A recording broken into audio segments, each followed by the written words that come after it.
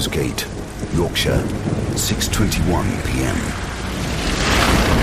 Dr. Ralph Barlow stared at the barren moor outside the window. The gnarled tree branches looked like skeleton fingers reaching out to him. Dr. Barlow had heard many tales about the moors of Harpers Gate. Oh my God! He stopped the car just in time. He'd almost ran into the barbed wire roadblock.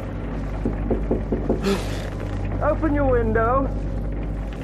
Dr. Barlow was blinking nervously in the glare of the torchlight. The man was wearing a uniform and a raincoat, and he had a rifle. This is a restricted area. You cannot be here. I'm just... Turn the car round and leave. Barlow had to think of a lie, and quickly. I'm Dr. Barlow, from London. I'm here to take samples. Turn back. I cannot let anyone through. My dear boy, I have a written authorization. He opened his glove compartment and grabbed his syringe. It was still full of morphine, for the pain. The pain was almost constant now. Well? Hold on. Here it is. Barlow lunged forward. He stabbed the guard right above the collarbone with his syringe. And then he pressed. The man would be unconscious for hours. Barlow didn't waste any time. He pushed aside the metal barrier and cycled through. The official story was absurd. A terror attack in Yorkshire. Ridiculous. And yet, everywhere he looked, he saw nothing but destruction. Barlow walked up to the edge of a crater. Tombstones were sticking out of the mud at grotesque angles.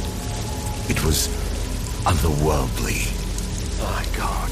Oh yes, now he knew. A battle had been fought here. A terrible and bloody battle. The vampire graveyard. This is where they buried her body. Simona Grace. They had executed her in the 18th century, but when a group of bioarchaeologists uncovered her grave, all hell broke loose. Suddenly, his muscles gave in. He sank to his knees. It wasn't pain exactly. It was a deep, overpowering exhaustion. The thing inside took everything from him. His strength, his mind, even his sanity. Annie? Grandpa! The memory was as clear as daylight. His granddaughter sitting on his knee. They were playing a game, singing a nursery rhyme. Cross, don't fall down into the mud. If you do, there will be blood.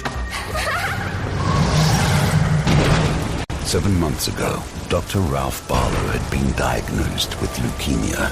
This is why he had come here, to the vampire graveyard.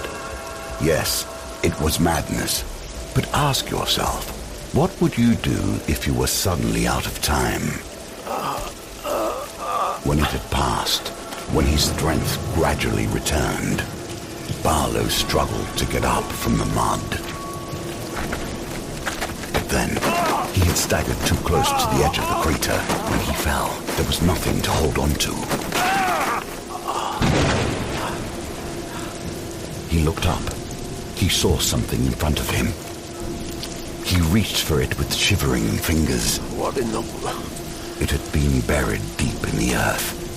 An upper jawbone. But the molars were extended, like vampire teeth in an old story. It's all true. He feverishly wrapped the bone in a handkerchief and put it in his pocket. Back to London, he thought. Back to the lab. But Dr. Ralph Barlow had no idea what he was about to unleash. There is a darkness that is more than an absence of light. It's a living thing. It takes you completely. My name is John Sinclair. I work for Scotland Yard, Special Division.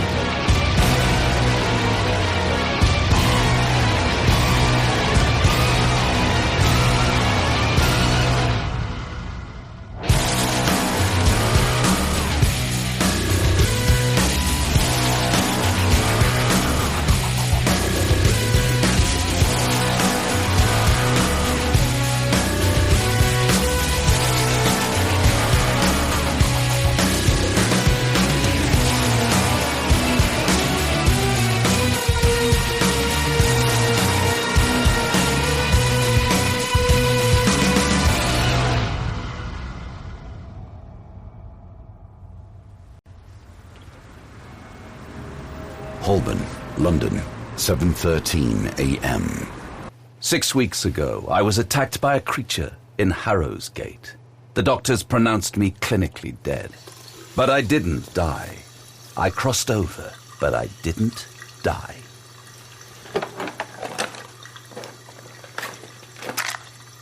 I glanced at my face in the bathroom mirror, and then at the 2 red pills.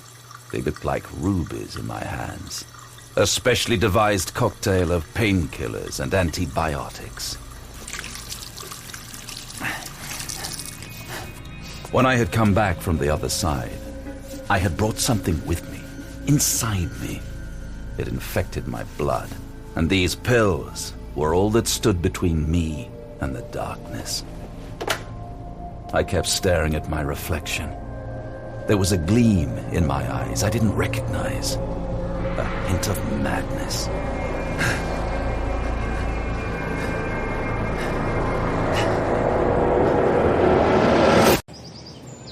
Hyde Park, London, 4:27 p.m.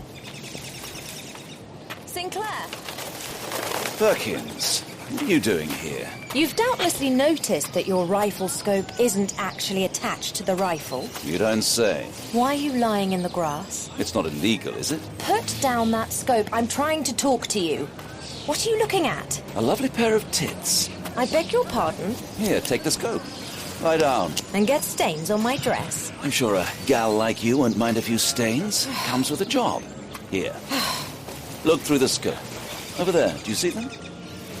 What? Those birds? Yes, parida. Often simply called chickadee or tit.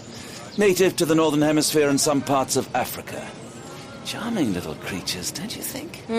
I've heard about your weakness for birds. Can I get up now?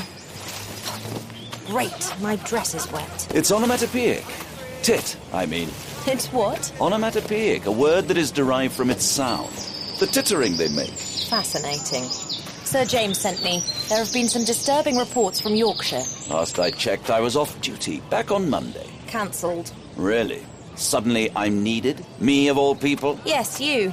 The boys at the yard call you the demon hunter. I suppose I should be flattered. No, you shouldn't. They think you're mad. I am, doing this job for the kind of pay I get. Why are you doing it then? Let's go. I wouldn't want to keep Sir James waiting.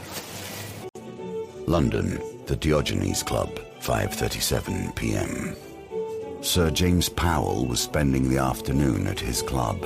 He was trading jokes with the Earl of Prestwick, an alarmingly skinny man who was well past 80 and looked as if he might croak at any moment.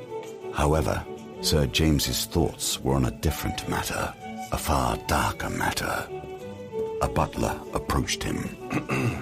Yes, what is it? Forgive me, sir. There's a gentleman and a lady here to see you. They're not club members. Would you excuse me for a moment? They wouldn't let Glenda Perkins and me in. We had to wait in the marble lobby. Posh in here. Don't get excited. We're the help, nothing more. Ah, Miss Perkins, you brought the prodigal son.